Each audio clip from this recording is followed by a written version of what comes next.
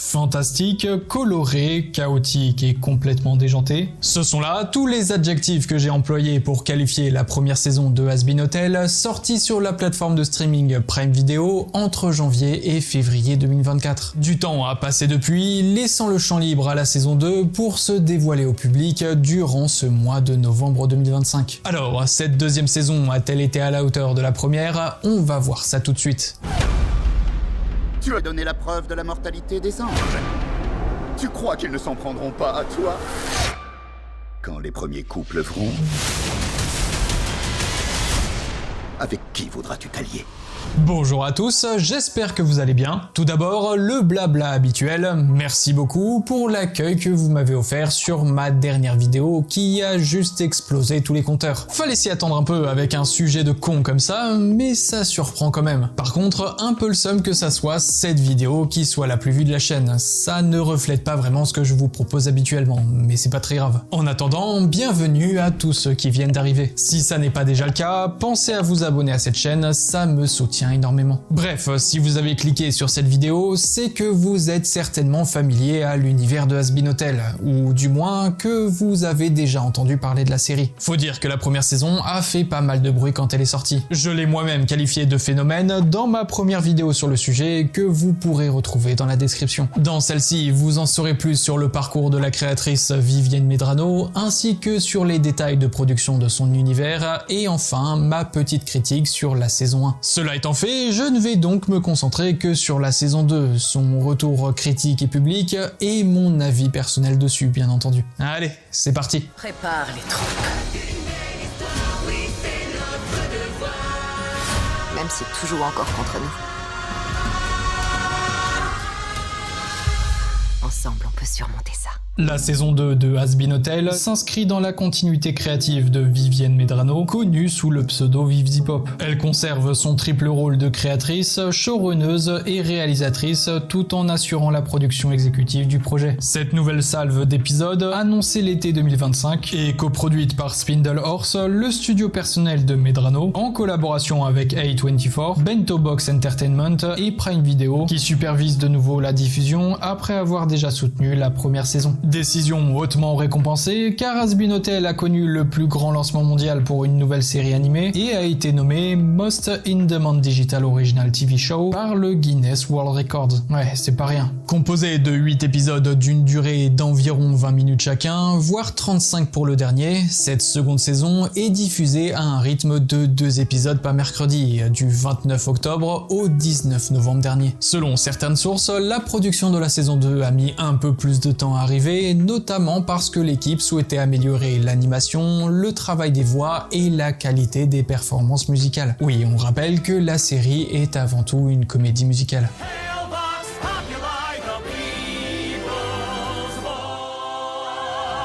Il y avait vraiment une volonté de la part de Vivienne et de son studio Spindle Horse de proposer une œuvre bien plus aboutie que la précédente, et ce, sur tous les aspects. Certains médias évoquent en quelque sorte une certaine montée en puissance dans l'intrigue, avec plus de politique, des enjeux liés à certains personnages tels que Vox comme antagoniste majeur, et une sérieuse mise en lumière dans les conflits célestes opposant l'enfer et le paradis. Et pour mettre en place cela, il fallait développer de nouveaux personnages. En effet, le casting s'enrichit de nombreuses voix issues du monde de la comédie musicale et de la pop, dont Patrick Stump du groupe Fall Out Boy dans le rôle d'Abel, et tout un tas de personnages tertiaires comme celui de Baxter ou des Overlords. Le reste du cast demeure le même depuis la première saison. Dès sa sortie ce 29 octobre, la saison 2 s'est hissée dans le top 10 global de Prime Video. En termes de visibilité et de streaming, la saison 2 semble avoir un très bon lancement, peut-être même plus fort que la précédente, tirant naturellement profit du succès de la saison 1 tout en élargissant encore sa base d'audience. Elle obtient un score de 80 sur 100 sur le site Metacritic et un score de 100% côté critique sur Rotten Tomatoes, avec un avis public plutôt dans les alentours des 80%, ce qui me semble plus réaliste à mon avis. Dans tous les cas, les critiques pro semblent très favorables pour cette nouvelle saison. Certains la considèrent même comme un cran au-dessus de la saison 1. Le pari est donc gagné, on dirait. Ça, c'est surtout aux États-Unis, bien évidemment. Nous n'avons pas la même approche du divertissement, de la communication et des audiences. Il y a juste à voir le coup de com' déployé sur Times Square pour teaser les derniers épisodes de la saison pour s'en rendre compte.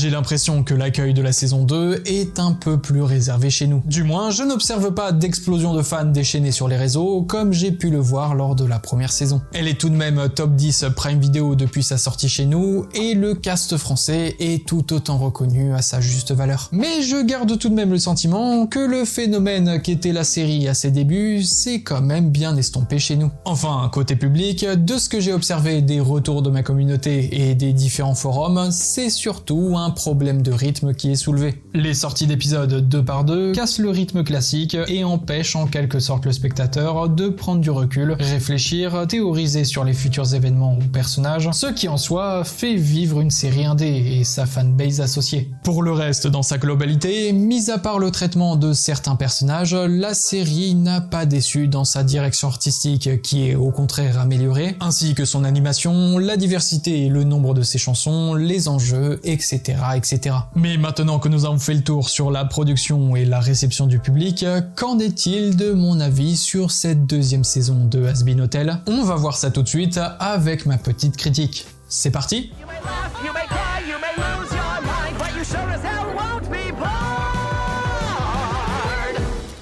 Ainsi donc, Adam, le premier homme sur Terre et leader de l'armée des anges, succombe à la suite de l'attaque contre l'hôtel défendu par Charlie et ses compagnons. Sir Pontius trépasse également, mais contre toute attente, il s'élève au paradis pour ses bonnes actions, prouvant qu'il est possible de s'émanciper de l'enfer éternel. Charlie réussit à faire reconnaître officiellement son hôtel comme un lieu de rédemption, mais cette victoire met tout l'enfer en alerte. Les combats ont brisé de nombreux protagonistes, physiquement comme moralement. Charlie et ses amis pleurent la mort de leurs camarades, Alastor est gravement blessé, mais l'espoir renaît. L'hôtel gagne en popularité et attire de nouveaux pensionnaires, ce qui attise la colère des Overlords. Charlie tente de prouver au ciel que la rédemption est possible, mais une guerre d'influence médiatique et de propagande s'intensifie contre elle. Vox, contrôlant les médias des enfers, va tout mettre en œuvre pour réaliser ses plans qui s'avèrent bien plus grands qu'on ne pourrait croire. Voilà pour le synopsis de ce début de saison, sans trop non plus vous en dire plus sur les détails. Au moins pour ceux qui ont vu l'œuvre, ça permet de resituer les événements avant de commencer ma critique. Pour ceux qui ne connaissent pas, ça vous fait au moins un bon point d'accroche pour la découvrir de votre côté et de revenir par la suite sur cette vidéo. Notez avant tout que j'ai regardé la série dans sa version originale cette fois-ci. J'ai vu la saison 1 en VF, puis en VO, et là j'ai voulu directement aller à l'essentiel. Et puis je préfère sa VO, plus authentique, logique vous me direz. Alors, qu'est-ce que j'en ai pensé globalement? Je dirais que les critiques ont raison sur un point principal, celui de la qualité de la série qui s'est nettement améliorée. La DA est pleinement assumée, l'animation est propre et fluide, les personnages et les décors sont toujours aussi variés et colorés, ça, je n'ai pas grand chose à redire dessus. Ça reste cependant un style très facilement critiquable quand on n'a pas l'habitude. Les personnages qui se meuvent dans la scène peuvent laisser un sentiment de pantin articulé. Propre à l'animation employant des points de contrôle sur Toon Boom Harmony, l'un des logiciel qui a été utilisé pour la série. Mais en réalité, je pense que ce que vous attendez de moi, ce serait plus de donner mon avis sur le scénario, le traitement des personnages et les chansons. Dans ce cas, que dire là-dessus? Dans cette saison 2, ce qui m'a fait quelque peu plaisir, c'est à quel point l'histoire gagne en ampleur. Il le fallait de toute façon en vue des événements de la fin de la première saison. Cependant, il a fallu attendre au minima l'épisode 3 pour réellement ressentir les enjeux de l'histoire. Désolé mais le rythme des 2 premiers épisodes est catastrophique. Ça va trop vite, ça raconte trop de choses et à la fois rien de bien intéressant, les personnages gigotent de partout mais n'accomplissent pas grand chose. Et Charlie est absolument insupportable. C'est con parce que c'est la personnage principale. En clair, un gros problème dans le rythme et le montage. Tout ce qui me déplaisait dans la première saison. Mais heureusement, les chansons ont tout de même fait le café et le rythme de la série s'est restabilisé assez vite.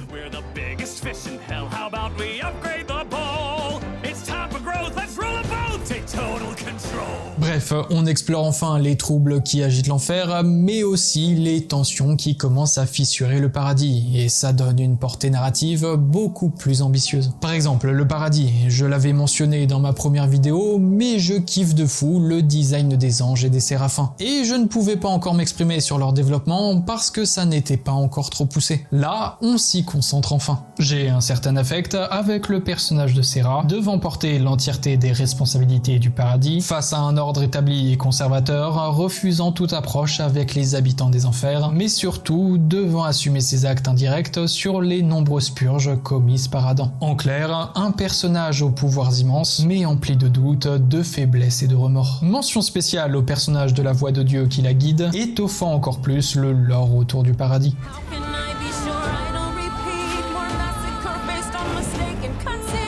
La série prend aussi le temps de creuser les backstories de ces personnages clés dans leur vie d'humain à différentes époques de notre civilisation, en particulier les antagonistes. Et honnêtement, ça apporte tellement au lore de Hazbin Hotel. On découvre la vie passée de Vox en tant que gourou de secte naissante, Alastor comme musicien et producteur radio, ou encore Serpentius comme modeste inventeur, n'ayant pas trouvé le courage d'aider des innocents en danger. Chaque révélation enrichit le récit et donne plus de poids à leur décision en enfer. Mistaken for a deer and shot while hiding a body.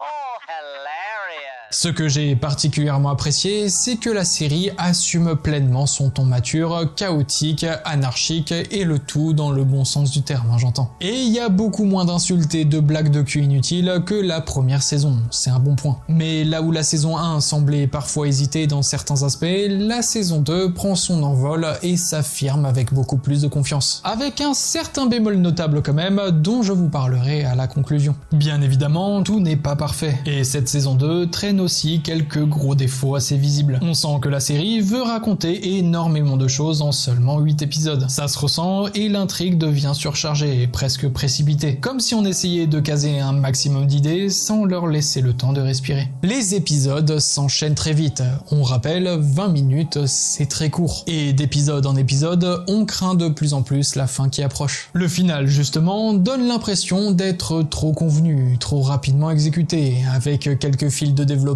laissés en plan et un rythme un peu bancal. Sans parler de la énième facilité scénaristique avec le fameux pouvoir de l'amitié à la My Little Pony, mais je ne vais pas vous en dire plus pour ne pas vous spoiler. Beaucoup de personnages et d'arcs pourraient être mieux développés si on avait eu plus de temps pour s'attarder dessus. D'ailleurs, il y a un personnage en particulier qui reste étonnamment sous-exploité malgré le temps d'écran offert par la série dans les derniers épisodes, alors qu'on attendait clairement beaucoup plus de lui.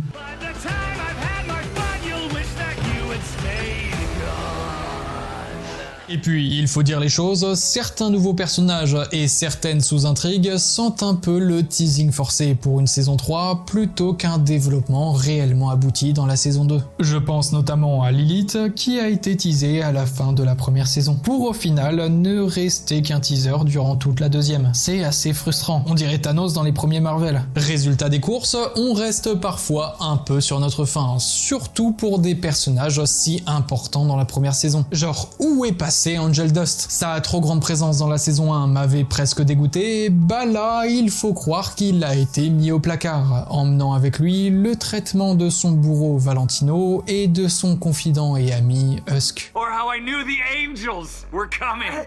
Or that Lucifer couldn't do anything to me. Par contre, s'il y a bien un personnage qui a connu la lumière durant l'entièreté de la saison, ça n'est pas l'héroïne Charlie comme on pourrait le croire, mais bien l'antagoniste principal, Vox. Entre son influence qui grossit grâce aux médias qu'il contrôle et la propagande qu'il mène contre l'hôtel, le fait que Alastor se soit écarté de son chemin lors du premier acte, jusqu'à carrément se soumettre à lui après un combat acharné, qui, soit dit en passant, m'a régalé la rétine au plus haut point. Merci aux animateurs pour ce poulet.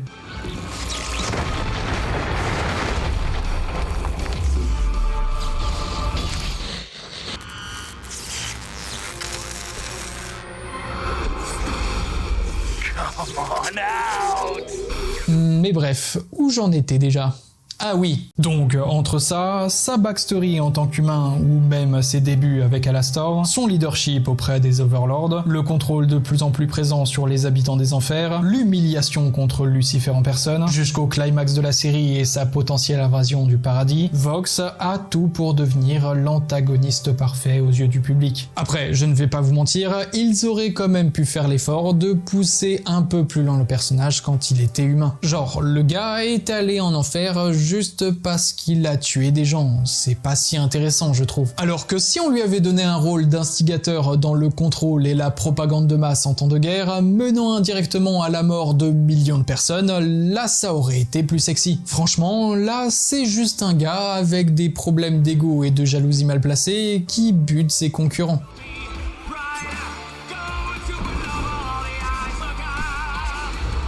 Genre, Alastor, je veux bien, c'est un gars foncièrement mauvais, et même son âme noire a réussi à intéresser les démons des enfers. Il offre en quelque sorte son âme au diable pour devenir encore plus cruel et puissant, et là ça fonctionne. Par contre, point positif sur la mise en scène de Lord de Mort que je trouve des plus cyniques. Bien joué à eux, ça rend bien à l'écran.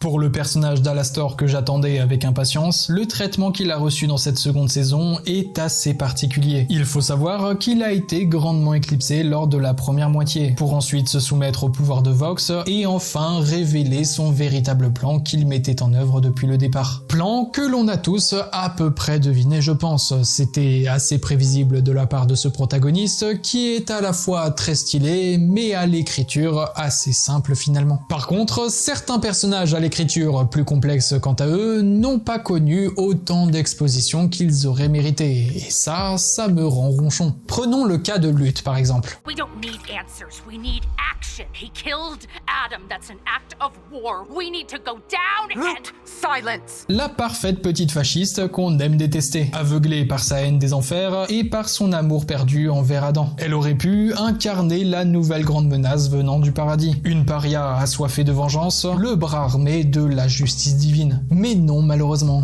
elle ne fera que se contenter d'obéir aux ordres malgré ses désaccords constants. Et pourtant, j'étais persuadé qu'elle allait tout casser tellement elle a slay dans la chanson qu'elle a interprétée. Ouais, vraiment dommage.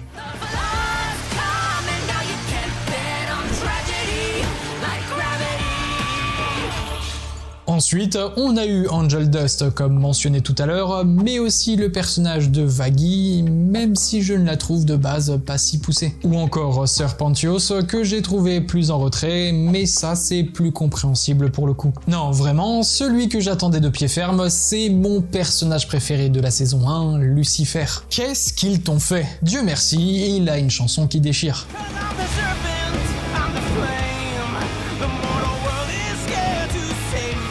Mais à part ça, quel enfer, qu'est-ce que vous avez foutu? Offrez-nous enfin le vrai potentiel de ce personnage, qu'est-ce que vous attendez? Je me doute qu'il sera pleinement exploité dans la 3e saison, notamment par le biais du personnage de Lilith, et par extension aussi de Charlie, mais c'est frustrant. Faites-le vivre par ses propres ambitions pour une fois. C'est un personnage extrêmement puissant et charismatique, faites-lui prendre une décision par lui-même. Après, j'accepte que sa dépression sévère ne l'aide pas beaucoup, certes. Cette 2e saison l'a clairement humilié.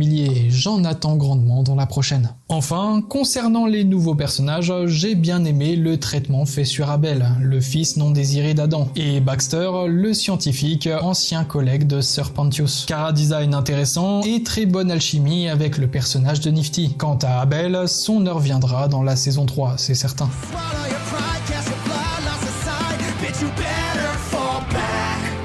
On a donc un rééquilibrage des forces pour cette 2e saison, avec un nouveau top 3 de mes personnages préférés, composé de Alastor en premier, Vox en 2e et Serra en 3e. N'hésitez pas à partager le vôtre dans l'espace commentaire, histoire de comparer un peu. Enfin, si je peux terminer sur les chansons, vous l'avez vu au nombre d'extraits que je vous ai partagés. Mais je ne suis toujours pas déçu du très grand travail fourni par toute l'équipe de chanteurs et compositeurs ayant travaillé dessus. Tout l'album de cette saison, composé de 20 titres, couvre un large éventail de styles. Punk, rock, électro-swing, ballade, chorale religieuse, morceaux dramatiques, ce qui donne à la série une vraie richesse musicale style Broadway, interprétée par le casting interne et non par des chanteurs ou pop stars extérieurs. Après, malgré la qualité de toutes ces chansons, je reste quand même très attaché à celles de la première saison. Mais c'est plus dû à mon manque de temps, je dirais. Je ne les ai pas toutes réécoutées, ça se fera naturellement. Mais bref, maintenant que tout cela est dit, on va pouvoir conclure. Au final, cette saison 2 de Hazbin Hotel m'a laissé avec un sentiment assez contrasté, mais globalement positif. Visuellement, la série continue d'assumer pleinement son identité, une animation propre et maîtrisée, un univers coloré et vivant, malgré ce petit effet pantin articulé qui pourra toujours faire tiquer ceux qui n'y sont pas habitués. Là où la saison brille vraiment, c'est dans l'expansion de son lore et de ses personnages. Les enjeux prennent de l'ampleur, le paradis devient enfin un véritable terrain narratif, et certains actes comme ceux de Vox et Alastor, en passant par les backstories humaines, apportent une vraie profondeur à l'univers. Mais ces qualités sont constamment freinées par un rythme trop pressé, des épisodes trop courts pour autant d'ambition, un final un peu trop emballé, et surtout des personnages majeurs qui disparaissent de l'intrigue ou se retrouvent sous-exploités alors qu'ils mériteraient tellement plus. La série veut visiblement tout préparer pour la saison 3 à venir, parfois au détriment de la satisfaction immédiate. Heureusement, les chansons restent un sans faute absolu, portées par un casting vocal incroyable et un éventail de styles qui donne à Hazbin Hotel une identité musicale unique. Bref, beaucoup d'évolutions encourageantes, beaucoup d'occasions manquées aussi, mais une saison qui pose des bases solides. Et c'est là toute la problématique de celle-ci. Tout comme le long métrage Spider-Man Across the Spider-Verse pour ne citer que lui, critiqué pour n'être qu'une moitié de film aux yeux de certains, l'œuvre souffre de devoir attendre une saison de plus